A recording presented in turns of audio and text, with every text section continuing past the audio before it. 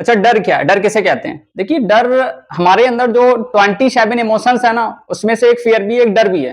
पर डर क्या होता है? डर ये होता है कि डर एक मेंटल स्टेट है। आप कह सकते हो एक साइकोलॉजिकल बैरियर है। हमारा जो ब्रेन है उसका एक पार्ट होता है एमिगडाला। एमिगडाला क्या करता है? डेंजर को डिटेक्ट करता है, और वो डेंजर को डिटेक्ट करता है तो हमारी बॉडी रिएक्ट करती है और हमें फियर है वो फील होने लगता है। कभी-कभी क्या होता है, हमारी जो बॉडी है वो रिएक्ट करती है और उससे माइंड को सिग्नल जाता है, तो उससे भी फियर क्रिएट होने लगता है। यानी कि जो बॉडी और माइंड है ना, वो एक दूसरे से कनेक्ट है। कभी बॉडी सिग्नल भेजती है तो माइंड डिटेक्ट कर लेता है, और कभी माइंड सिग्नल भेजता है तो बॉडी रिएक्ट करती है। यानी आप कह सकते हो कि बॉडी और माइंड एक दूसरे को कंट्रोल करते हैं। ठीक है, तो उससे क्या होता है, आपका एक फियर क्रिएट होता है। अब फियर जो है वो क्या है? देखिए, जो सुजन जैफर है वो कहती है कि जो डर है ना, वो कोई साइकोलॉजिकल प्रॉब्लम नहीं है, कोई ऐसा ऐब नहीं है जिसके साथ हम पैदा हुए हैं। डर हमारी एक एजुकेशनल प्रॉब्लम है। वो कहती है कि डर से हमें बचना सिखाया जाता है, हमें डर से निपटना, उसके साथ डील करना ये सिखाई नहीं जाता।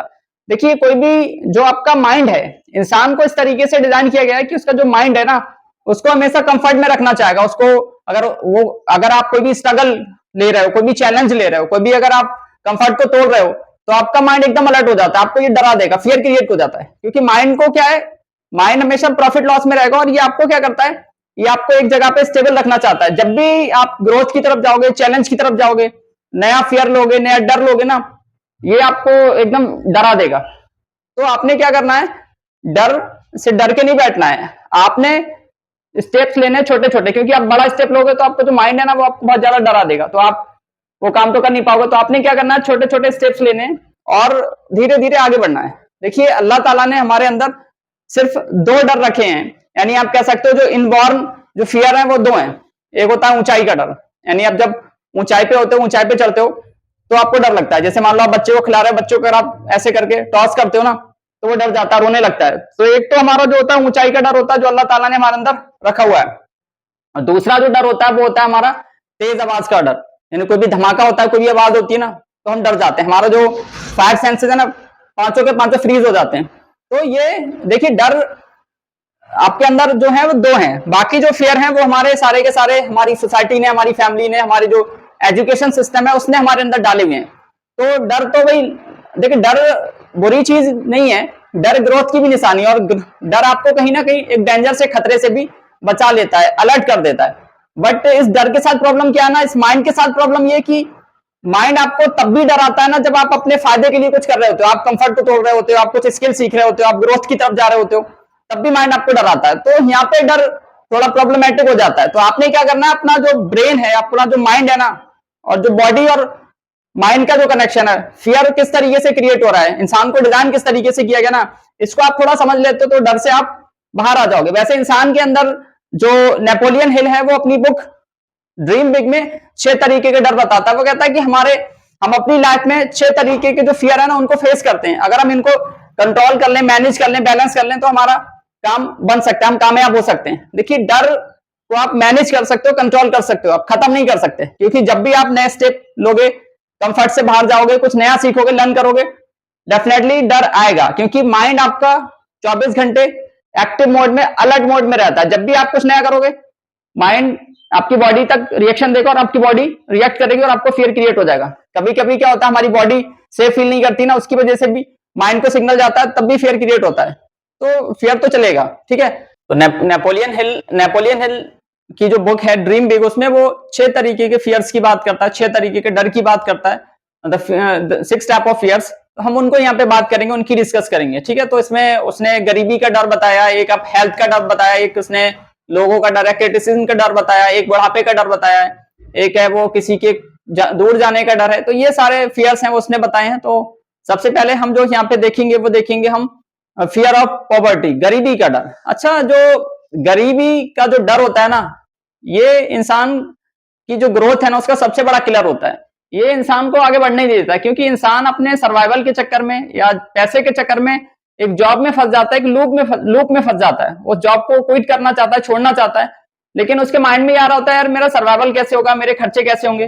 वो टैलेंटेड होता है, उसे जॉब पसंद भी नहीं होती है, लेकिन वो क्विट भी नहीं करता, क्योंकि मेन थिंग इज सर्वाइवल कैसे होगा। यानी अकॉर्डिंग टू अब्राहम मास्लो, हम सर्वाइवल और सेफ्टी के चक्कर में ना सेल्फ एक्चुअलाइजेशन की तरफ मूव नहीं कर पाते, क्योंकि इंसान की जो सेफ्टी है, उसका जो सर्वाइवल है वो डेंजर में पड़ता है ना, तो ऊपर की जो सीढ़ियां है वो चढ़ नहीं पाता। तो अब इस डर से निकलने का बेस्ट तरीका क्या है? इस डर से निकलने का बेस्ट तरीका ये है कि आप छोटे छोटे एक्शंस लें, फाइनेंशियल गोल बनाएं। और देखिए, एक बात हमेशा याद रखिए कि जो राज़िक है वो अल्लाह है, वो रिस्क देगा, ठीक है? क्योंकि जब आप फंसे रहोगे, देखिए जो गरीबी का जो डर होता है ना, ये हमें गरीब बना के रखता है। अगर हम इससे बाहर आ जाएं, चीजों को लर्न कर लें, कंफर्ट को तोड़ दें, नए नए चैलेंजेस को ले लें, तो कहीं ना कहीं हम इससे बाहर आ सकते हैं। तो अब इस फियर को दूर करने का तरीका ये कि भाई आप हमेशा डर से नहीं, यकीन के साथ आगे बढ़ें। और रिस्क देने वाला अल्लाह है, राज़िक अल्लाह है, वो देता है। तो आप बैलेंस करके चलें चीजों को, तो आप इससे बाहर आ सकते हैं। क्योंकि जब आप इस डर में रहेंगे, इस गरीबी के डर में रहेंगे, तो ये सबसे बड़ा इसका नुकसान ये होता है कि आपका जो टैलेंट है, आपकी जो इंटेलिजेंस है, आपकी जो काबिलियत है ना, वो कहीं यूं ही एक छोटी मोटी नौकरी में टके टके के काम करके ना आपकी जिंदगी बर्बाद हो जाती है। तो डर लगेगा, बट आप छोटे छोटे स्टेप्स लें, आगे बढ़ें, इस फियर को आप कम करें और धीरे धीरे आप ऊपर आए। और इस डर को, भाई डर तो ये रहेगा, गरीबी जो शैतान है वो भी बस बसे डालता है, वो भी हमें गरीबी से डराता है, वो भी हमें गलत कामों की तरफ धकेलता है।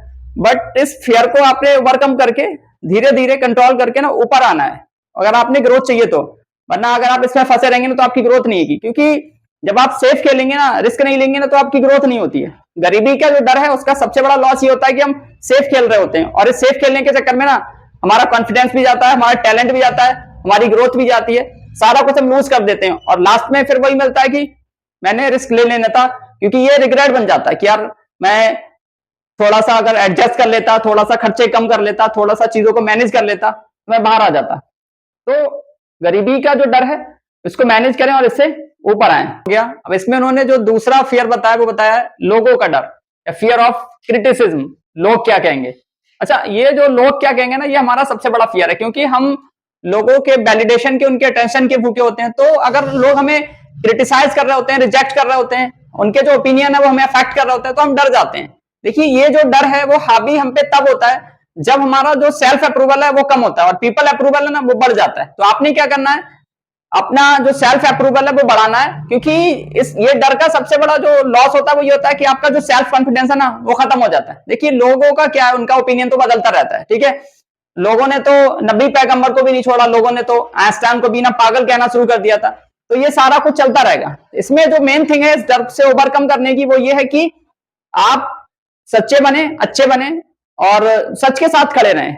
क्योंकि ये डर तब भी आता है जब आप सच्चे नहीं होते हो। तो आप अगर खुद के साथ सच्चे हो, अपने पर्पस के साथ सच्चे हो, अपने मिशन के साथ सच्चे हो, तो लोग आते जाते रहेंगे, इधर उधर हो जाएगा, ठीक है। आप कभी भी रिजेक्शन से, डिनाइल से और क्रिटिसिज्म से ना डरें, क्योंकि जब आप रिजेक्शन को फेस करेंगे तभी आप कुछ होगा। जो इंसान रिजेक्शन को फेस नहीं कर सकता, हार्ट ब्रेक को फेस नहीं कर सकता, क्रिटिसिज्म को फेस नहीं कर सकता, सेटबैक्स को फेस नहीं कर सकता, वो बड़ा इंसान भी नहीं बन सकता। तो आपने क्या करना है, इस डर को मैनेज ऐसे करना है कि अपना जो सेल्फ कॉन्फिडेंस है वो बढ़ाना है, सेल्फ अप्रूवल है वो बढ़ाना है, और अल्लाह पे यकीन रखना है।